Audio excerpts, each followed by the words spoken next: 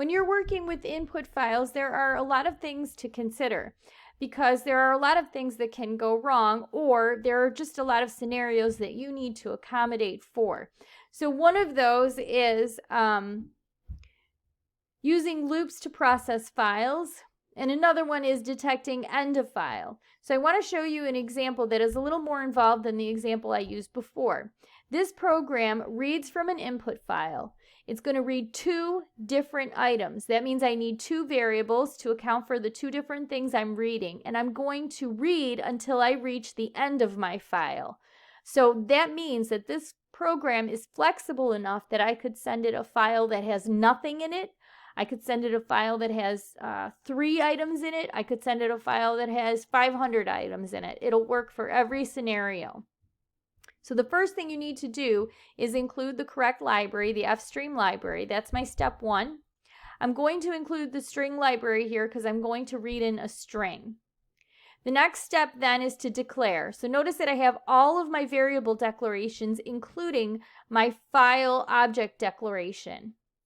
I'm going to read from an input file, so I have ifstream, and I'm calling it myIn. So that's sort of my variable name. I'm reading in a month name from the file. That's my string. I'm reading in a sales figure from the file. So each month there's going to be a sales number. That's a double. And I'm going to keep a running total of the sales. That's what this is here, my total bucket. Step 3 is to open the file. And again, it's myIn.open with the file name.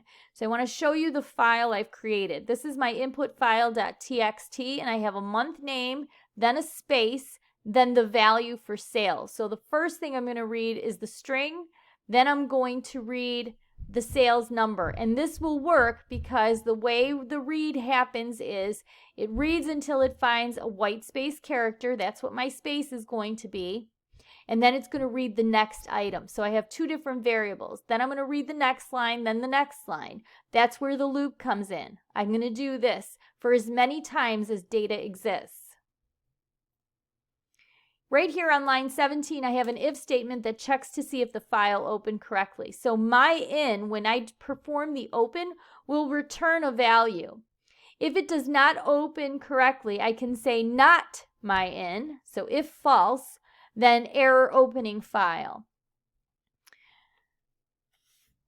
And notice what I have here. I have it ending the program right away. So if there was an error opening file, so if not myIn, meaning if the file didn't open or the file was not found, end my program.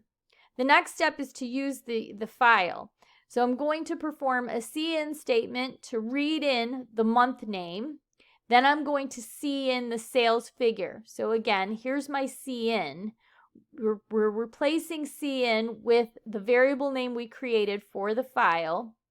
And I put this inside my while parentheses because this returns a true or a false. It returns a true if it was successful and data was found. It returns a false when it finds no data. So it will continue reading until it finds no data.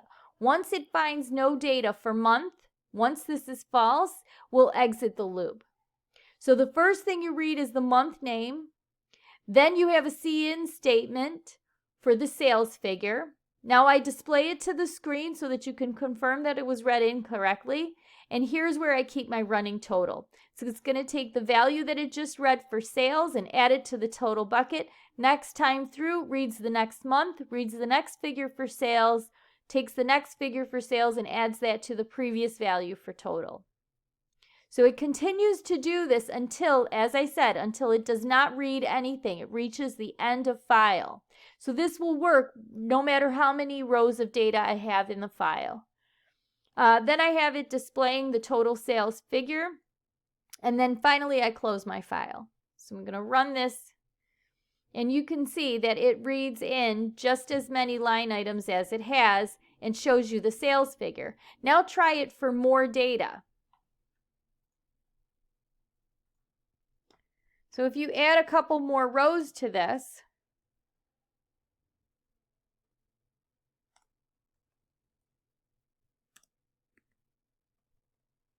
and save this, now run your program again, and it reads until end of data.